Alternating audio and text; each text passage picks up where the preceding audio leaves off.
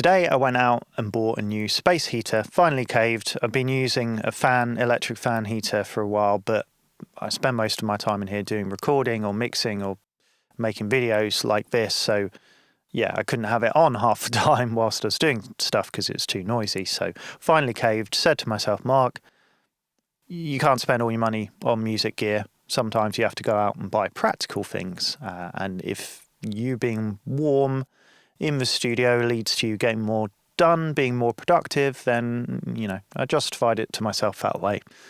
Also tax deductible, so win, I guess. Glad to finally have a new space heater that's quiet.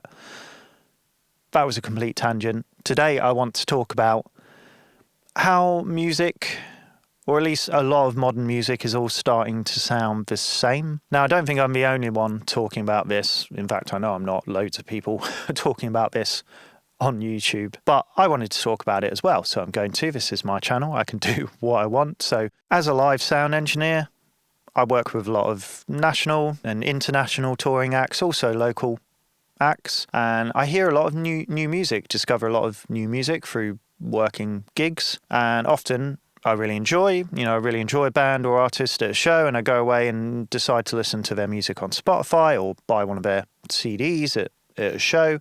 Don't do vinyl because I don't like vinyl. Sorry to disappoint anyone who loves vinyl, but I'll stick with my CDs. But anyway, I check out their music, and having gone from hearing their music live and being excited by it enough to want more and to want to go away and listen to their recorded stuff, often I find myself sitting there listening and thinking to myself, oh, it sounds nice, well recorded, it's well mixed, well mastered as well. There's nothing inherently wrong with it, but it just sounds kind of nice. That's the only way I can describe it. It's just nice. It's pleasant. It's something you might put on in the background and it wouldn't offend you in any way. But it doesn't really lead to a kind of real emotive experience. When you sit down, and whether it's with your headphones or with your hi-fi speakers, your studio monitors, and you might not even be kind of sitting at home to listen to music. You might be on the bus somewhere or in your car, but you just get absorbed into the music and it really makes you feel something, as opposed to the listening experience that, it's just kind of nice. And that's what I feel like I'm missing in a lot of modern music. Don't get me wrong, there's tons of stuff out there being released constantly that isn't like this at all. Loads of great records, of which I can think of numerous records in recent, in the last couple of years or whatever, that I've discovered that I love the sound of. Recently, Hamish Hawk, his latest album, I can't remember what it's called, but I worked a show of his and I'd never heard of him before. Went away, bought the album. Incredible. Sounded actually, interestingly, like exactly like it did live, even though him and his band live, there's no kind of playing to click or playing to track. Not that there's anything wrong with that. That stuff has its place. But, they were just a guitar band and they were just really, really solid live. And the record just kind of captured that raw energy to it. Not that it's not a raw sounding record at all. It's very polished, like very slick production. It just feels exactly like what the songs need. Another example, a musician friend of mine who I did sound for recently, a couple of his shows, Dowdy Matsiko, his album The King of Misery, which is not easy listening.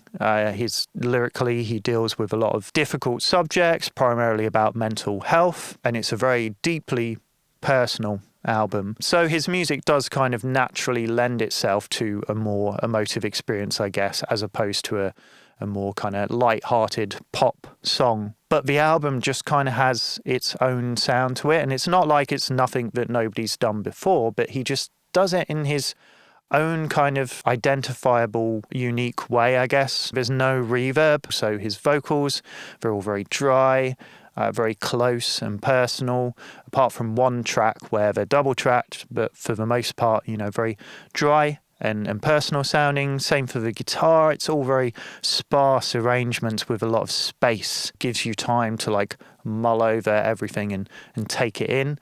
And where there are additional overdubs, there is some additional instrumentation, bits of piano, cello, stuff like that. But it's all very tastefully done. Every song, I listened to it and I was like, this is exactly what the songs need. It feels like it's captured a moment in time, even though, I know this was recorded over a long period of time with probably, a whole myriad of different versions and takes and different overdubs. I think a lot of musicians and engineers, producers can get fixated on this idea that in pursuit of like a more kind of organic, unique sound, that you have to like, hey, let's get the band in the room and track it all live. And again, not that there's anything wrong with that. That is one way of doing it. And that can be a great way of making a record if you do it right.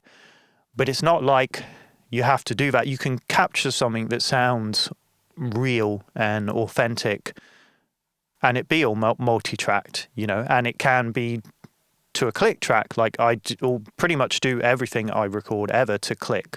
I think most stuff needs to be done to a click. And you can quantize stuff, you can tune vocals, you can vocal line BVs, you can do all these modern production techniques. What I'm talking about is not kind of, saying that music is all sounding the same because we're perfecting everything. I think there is a degree of that where we're kind of overly perfecting things, where we're sucking some of the life out of it, and stuff can end up sounding a bit sterile with some of these modern production techniques. But I feel like most of it stems from things becoming overly homogenized with the internet and just how connected everybody is now. You would think with this like infinite pool of resources, where there's so much information out there, it would kind of lead to more unique things being made, because everybody has a platform. Everybody can kind of teach and learn and deliver their art and share that with the world. But actually, I think what it kind of leads to is that a lot of people with home recording and stuff and more DIY productions, but even, higher level productions in commercial studios, everybody is kind of pooling from the same resources. And I think a lot of this is with musicians. I hear this kind of sound more where records just sound the same. Well, in terms of everything, arrangement, the overall songwriting, the recording, production, mixing, but particularly the recording and production and the mixing. People who are musicians who are learning themselves, they're all pooling from the same resources. They're all going on to YouTube, and the same people are telling people to, get this Focusrite interface. Get the Aston Origin for your vocals, or the SM7B.